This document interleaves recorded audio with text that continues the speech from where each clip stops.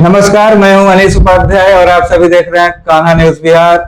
आज हम लोग सिवान क्षेत्र के दौरे पर हैं और हर विधानसभा क्षेत्र में दौरा कर रहे हैं और लोगों से भी जानकारियां प्राप्त कर रहे हैं कि आखिर किसे वे अपना विधायक या किस पार्टी को वे सरकार के रूप में देखना चाहती हैं। इसी बीच हमारे साथ जन सुराज की भावी प्रत्याशी अनीता सिंह जी हैं, जो रघुनाथपुर विधानसभा से हैं।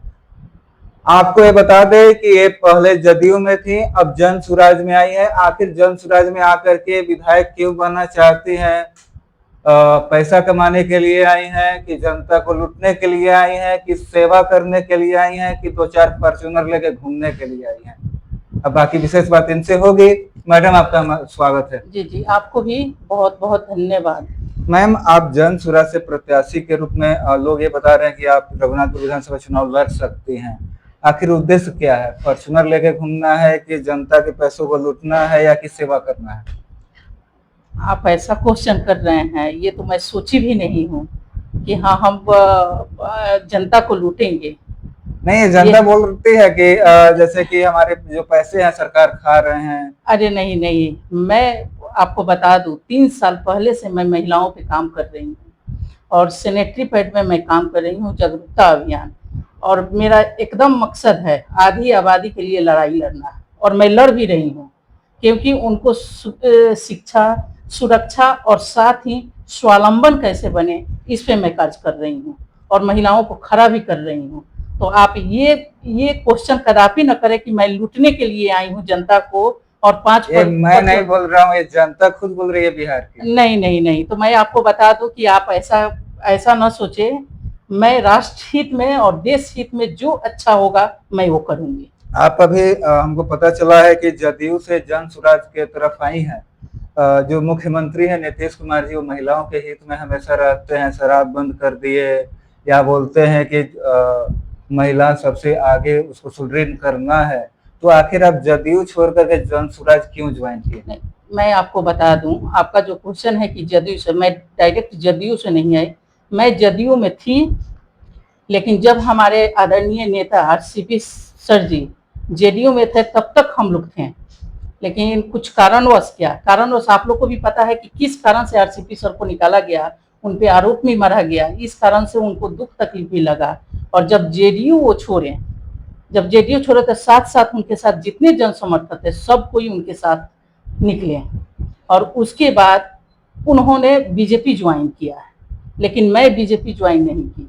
सर बोले कि क्या अनीता ज्वाइन नहीं करना है? हम कहें सर आप जहाँ कहेंगे मैं वहाँ खड़ी रहूंगी, क्योंकि आप मेरे सम्मानित नेता हैं। आप जो ऐसा बोलेंगे वैसा करूंगी। उसी दौरान आदरणीय केन गोविंदाचार्य जी से मुलाकात मेरी दिल्ली में हुई और मैं उनके पास गई। तो मैं कुछ करना चाह रही थी महिलाओं पे, कुछ बहुत दिन से मेरे दिमाग में था कि मैं कुछ करूं। तो मैं अपना बात रखी आदरणीय केन गोविंदाचार्य जी के साथ। तो उन्होंने कहा कि ये तो बहुत अच्छी बात है कि आप कुछ महिलाओं पे काम करना चाह रही हैं, और महिलाओं पे काम करने के लिए कोई महिला आगे भी तो बढ़ना चाहिए। ये तो अच्छी बात है कि आप आगे आई हैं। उसके बाद मैं उनको बताई, तो उनके दिशा निर्देश पे मैं काम करने लगी। उन्होंने हमको बिहार प्रदेश संयोजिका के पद पे भी रखा। और मैं समझ रही हूँ कि बिहार के लगभग दरभंगा हो गया, मधुबनी हो गया, समस्तीपुर हो गया, हाजीपुर हो गया, छपरा हो गया, इन सारे जगहों पे, खास करके जो मेरा गृह जिला है सिवान, इस सारे जगहों पे मैं काम करना चालू कर दी। मेरे महिलाएं भी बनी, काफ़ी ग्राम संयोजिका, काफ़ी सैनिटरी पैड पे सब किसी का रुझान भी आया। जब मैं बात अपने रखी कि ऐसा ऐसा बात है, तो सर बोले, आदरणीय केन गोविंदाचार्य जी बोले कि अनीता आप ऐसा करो कि पहले आप अपने गृह जिला जो सीवान है उस पर फोकस करो और उसका फोटोकॉपी सारे जगह लागू कर देना है। तो उनके कहे अनुसार मैं सीवान पे फोकस करने लगी। और सीवान में लगभग आपको मैं बता दूं 150 से 200 गांव के करीब मैं पहुंच चुकी हूँ जी। आप सिवान गृह जिला बताई हैं। अभी बरसात का मौसम चल रहा है जी, और हम लोग घूम रहे हैं। तो घूमने से आप भी घूम ही रही होंगी, तो उससे आपको क्या पता चल रहा है? सिवान तक विकास पहुंचा है कि नहीं? क्या विकास पहुंचा है? आप इसको विकास बोलेंगे? रोड बन गया, लाइट आ गया, इसको विकास की ये तो जरूरत है ना। इसको तो विकास नहीं बोलेंगे। शिक्षा कहाँ है, बेरोजगार इतने लोग हैं, इसको तो सबसे बड़ी बात है कि हम हमारे जो नेता हैं आदरणीय प्रशांत किशोर जी, आप देख लीजिए कि उनका मुद्दा कितना अच्छा है, शिक्षा और बेरोजगार, इससे बड़ा क्या हो सकता है। आप 5-6 किलो अनाज पे जो चल रहा है, आप जा करके गांव मैं तो घूम रही हूँ ना, महिला बोल रही है कि 5 किलो कहाँ, 4 किलो, क्या 4 किलो पर पूरे मंथ चल जाएगा क्या। आप वो न दे करके छोटा मोटा रोजगार ही क्यों नहीं देते हैं। मैं तो बोलती भी हूँ महिलाओं से, जी आप जो आपके जो सरकार हैं आप उनसे क्वेश्चन कीजिए कि आप 5-6 किलो अनाज न दे करके हमें छोटा मोटा रोजगार ही दे दिया जाए ना, 10-12 हजार का ही रोजगार दे दिया जाए। मैम आप बोली हैं अभी कि प्रशांत किशोर जी का जो मेन मुद्दा है वो शिक्षा है जी। अगर हम लोग इतिहास उठा करके देखें तो बिहार के विद्यार्थियों का पूरे इंडिया में बोलबाला रहा है, चाहे वो आईएएस यूपीएससी के एग्जाम में हो, बीपीएससी के एग्जाम में हो, तो बिहार के बच्चे सबसे ज्यादा परचम लहराते हैं। तो आखिर कैसे शिक्षा पीछा है बिहार का? नहीं, शिक्षा तो पिछड़ा है, आप जाकर के सरकारी स्कूलों का हालत देख लीजिए, बच्चे मतलब इतना इतना बुरी हालत है ना कि बच्चे खाना खाने के लिए, खिचड़ी खाने के लिए जा रहे हैं। मतलब ऐसा होना चाहिए क्या सरकारी स्कूल में।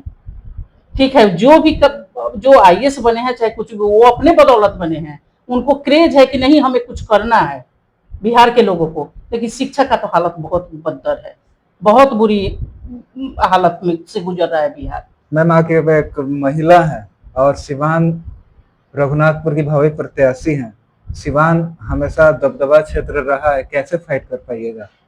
इसमें फाइट क्या करना है, जो जैसा कर्म करेगा, और जो जैसा कर्म करेगा, जो अच्छा करेगा वो फाइट देगा ही देगा। मैं तो अच्छा कर्म कर रही हूँ, ये सोच करके थोड़े कर रही हूँ कि मैं फाइट देने जा रही हूँ। ठीक है, मैं अपना अच्छा कर्म कर रही हूँ, आगे जो देखा जाएगा, सामने देखेंगे हम लोग, और पूरी मजबूती से हम खड़े हैं और मजबूती से लड़ेंगे। मैम आप रघुनाथपुर क्षेत्र में घूम रही हैं, अपने विधानसभा क्षेत्र जिसका भावी प्रत्याशी हैं, क्या रुझान मिल रहा है? कैसे जनसुराज जो जीतेगी और आप जीतिएगा? मैं तो क्षेत्र में भ्रमण कर रही हूँ और लगभग अभी तक मैं 26 से लगी हूँ, क्योंकि 25 को औपचारिक विलय पटना में हुई और 26 को मैं लग गई। आदरणीय प्रशांत किशोर जी, और संयोग देखिए कि मेरे ससुराल ही वो 26 को यहाँ उनकी सभा थी गोपालपुर में, गोपालपुर भी मैं मौजूद रही, हरिहास भी मौजूद रही, रघुनाथपुर राज फील्ड में भी मैं मौजूद रही। उस दिन से हम लोग मतलब जनसुराजी हो गए। पहले तो आप सबकी आवाज पार्टी की तरफ से हम लोग थे, लेकिन जब से औपचारिक विलय हुए तब से हम लोग जनसुराजी हो गए, और जनसुराज कैसे मजबूत हो हम लोग लग गए और कंधे से कंधे मिला करके अपना मैं कर्म करने लगी।